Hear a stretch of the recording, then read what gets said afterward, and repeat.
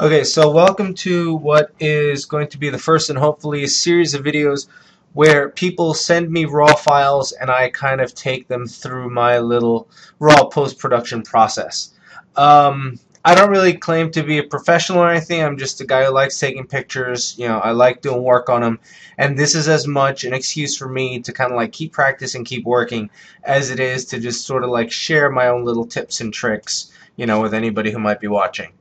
And to that end as well, like if you see me doing something a completely roundabout and stupid way and there's a better way of doing it, by all means feel free to let me know in the comments, you know, share your knowledge with me too, so, you know, kind of goes back and forth. So this image comes from Tony, and it is a portrait of a woman, you know, enjoying the beach down in SoCal. So the first thing that kind of you can tell already is it's a bit underexposed. So before I kind of like start my official first step, I'm just going to bump up the exposure. There we go. Just so that I can make things out a little bit better. I'm working in Photoshop Lightroom. Tony mentioned he had Lightroom, and that's my preferred tool, so that's what we'll be using. But bear in mind that anything I do here in Lightroom, you can also do in Adobe Camera Raw. It's pretty much the exact same core engine, it's just presented in a different way. So my first step is I start with camera calibration. And this is a lesser used, I think it's one of the more underutilized tools, and it's a shame because it really is pretty handy. It lets you tell Lightroom what kind of image it is, and Lightroom reinterprets the raw data in a way that kind of befits that photo type, and it's based on camera type. So this is, for example, a Canon RAW file. So these are the presets available to Canon cameras. So if you're using Nikon or Olympus or something else, they'll have different names, but they're all generally the same. And so, for example, in this one you see Camera Faithful is a cleaner image, probably closer to how the image would look like if you opened it in Canon's raw processing software. Landscape, you can see, gets a little bit brighter, a little contrast here. I kind of like that one. Let's just take a look real quick. Neutral's kind of bland, kind of flat. It gives you a nice little flat area to start with. Camera portrait and camera standard. Okay, so I like landscape. One thing to point out is this is completely separate. So this is not like a preset, where a preset is a collection of developed settings. So it's like a bookmark of developed settings. This actually completely changes how the image is interpreted. So as you can see, none of the settings have been set except for exposure, which I did earlier. And it's just purely how the app chooses to interpret the image. So now that that's out of the way, my second step is I like to play with the tone curves.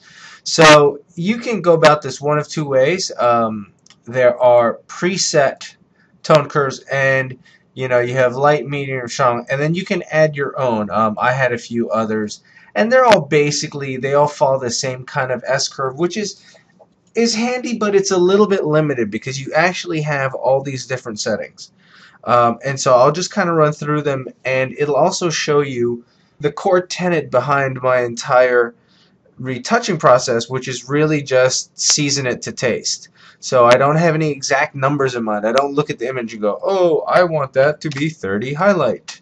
You know, I just grab the highlight slider and I go this way and I go this way, and I decide that I don't want to have too much contrast in the foam, so I'm going to bring it down there. And I'll just drop that. I like keeping things at a round number. It's my brain just prefers it, you know, and there's fundamentally no difference in 39 and 40. So then I go to the next one. Yeah, let's brighten this up a bit, and let's actually go up to there, and then we look at the darks, and we can see, you know, as you slide it, you see what gets affected. So in this case, if I bring it down, I really deepen the water, which is nice. She gets a little dark, but I can make up for that later. So let's bring you down to that, and then for shadows, let's see. Okay, so let's bring a little light into those shadows. And so this is kind of what I decided to fall on, and using this, you know, I can already see the difference. You can note there's also a little drag tool, and this is pretty handy, and this is a tool that you'll see elsewhere.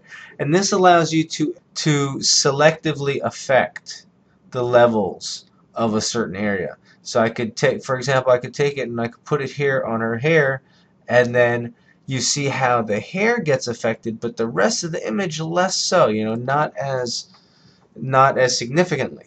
So I kind of like that, so I play with that, and that's what I wound up with. And see, this is the kind of thing where normally, you know, people are trained to prefer the S-curve contrast, which does fit a lot of times, but there are also a lot of times where it's not the best thing.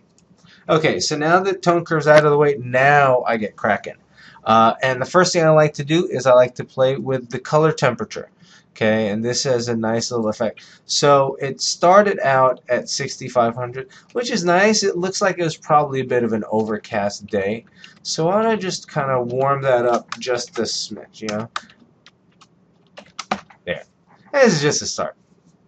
Okay, so now you have, you know, exposure, contrast, highlights, all these things down here. What I like to do actually is I'll use the histogram and I'll look at it because it gives me a nice visual representation of, you know, the light and the highlights and the shadows and stuff. So in this case, I can see I've got a lot of wasted space over here. There's nothing going on over here. So why don't I just click that and I'll just kind of drag everybody over a little bit. You can already see the image really starting to open up. But now it's a little bit too much. Now I've got nothing over here. So I take that and just kind of give you a little tug.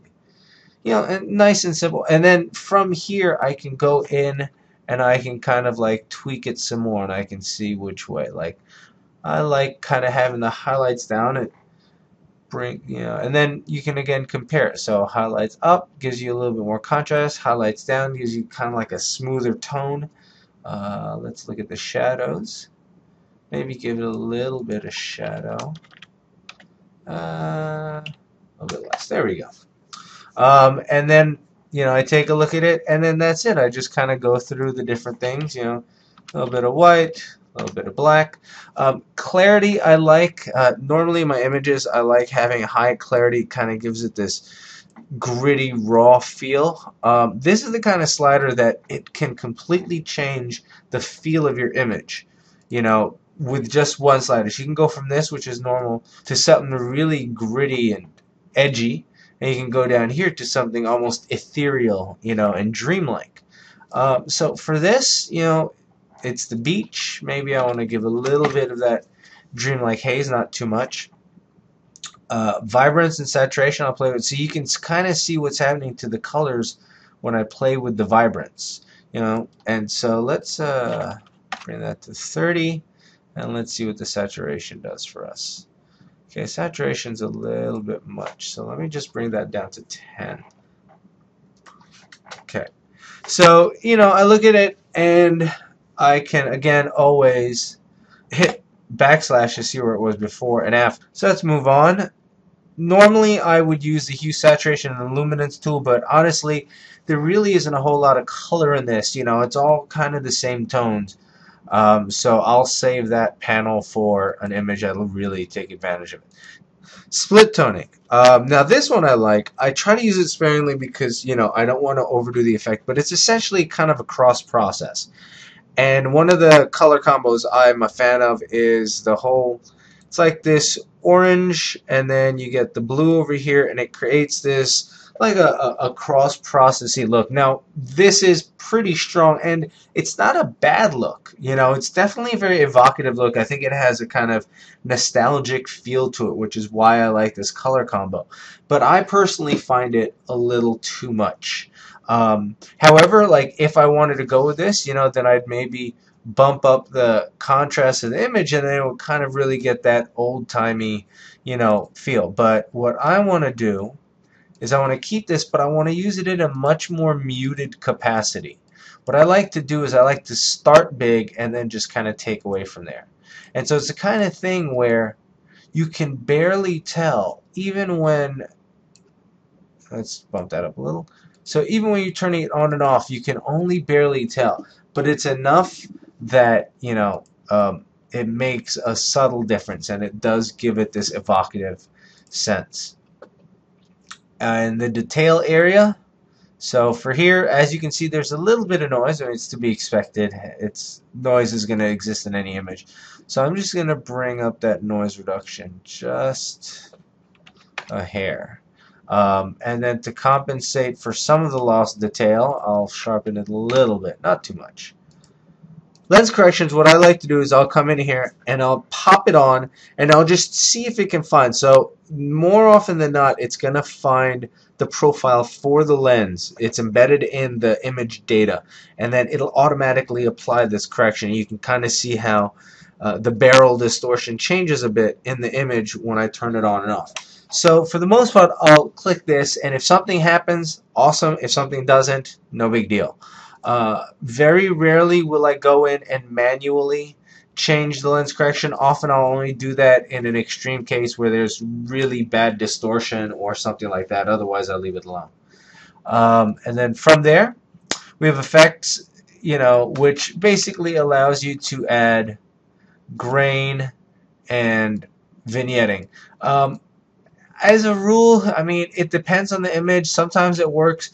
In a case like this, you can see your subject is all the way over here, and yet the vignette is just kind of like still centered on the middle of the image. So what I'm going to do instead is I will vignette it in Photoshop in a minute. So now that we're done with effects, we look at the whole thing, and I kind of evaluate if there's anything specific I want to touch up. So for example, in this case, let's say I want to take the clarity and I just want to really kind of bring out a bit of edge in the water. You can kind of see that open up. So I'll just sort of take that and I'll run it through there. Nothing too crazy. And then I look at that and I'm like, okay, that's it. I'm good. So now I'm going to take this, I'm going to bring it over into Photoshop to do some final touches. And let's get you open. Okay, so here we are in CS6, which is amazing, by the way. And we're just going to do a couple quick tweaks to the image. So one thing I want to do is I want to get rid of this. I find it a little distracting because the wave just sitting there in the middle. And I'm going to add a vignette. So nothing too crazy. The first thing I'm going to do is I'm going to duplicate the background. I use Control-J. I prefer keyboard shortcuts when I can. I love keyboard shortcuts, nice and quick. So Control-J or Command-J is what you use to create a new one. Next, I hit S to bring up the clone tool, and I'll just take it and I'll just move. Since this is an ocean, it's a little bit more forgiving because the patterns are kind of easier to blend into one another. One thing I like to do sometimes is, say for example, I take something that looks suspiciously like another pattern, I will drop the opacity to about 50% and I'll take a new source and I'll just paint over it and I'll kind of like meld the two together. Alright, so we did that, and now that we've got the wave gone, we will add the vignette. And my personal way of adding vignettes, and there are a bunch of different ways you can burn the edges, you can overlay all these different things. I like to make another, so I'll make a copy of the layer and I will use the multiply blend mode, and I will then add a mask. And a mask is a nice handy way of selectively affecting a layer, of hiding certain bits and showing other bits. So right now I'm seeing the entire layer. I'm seeing the entire layer that is all nice and dark. And what I want to do is I want to reveal her. I don't want her to be dark. So I'm going to take this mask and I'll just kind of like paint it right over her. Now that's obviously pretty, jarring, pretty abrupt. So what I'm going to do then is I'm going to drop my, and I'll point that out one more time. So my opacity for my brush is at 100%. Now I'm going to drop it to 50%. And I did that by just hitting the number 5 on my number pad. Nice and simple. And so now that it's at 50%, I will just kind of like blend the edges of that. And then I'll drop it to maybe 30%. And I'll blend that. And, so I'm basically just making this hot spot that radiates from the subject. I'll kind of do blend. Now, obviously, this is still, even though it's better blended, it's still pretty dramatic, which is fine because then I'm just going to take the layer, and I will drop, and just to, so you have a visual way of seeing it, I'll drop it to 50%, and it's still kind of jarring. And so now I'm going to go down using the shift and the arrow key. I'll go down to about 20%. And then I can show and hide it. And see, here you can see it's a lot more subtle, but it still does kind of bring focus to her. Now hit save, back into Lightroom, and let's take a look at what we have. So this is what we started with. This was what we changed in Lightroom, and then this was what we got out from Photoshop. So I'm going to move this over here just to compare the two. So let's see how they look.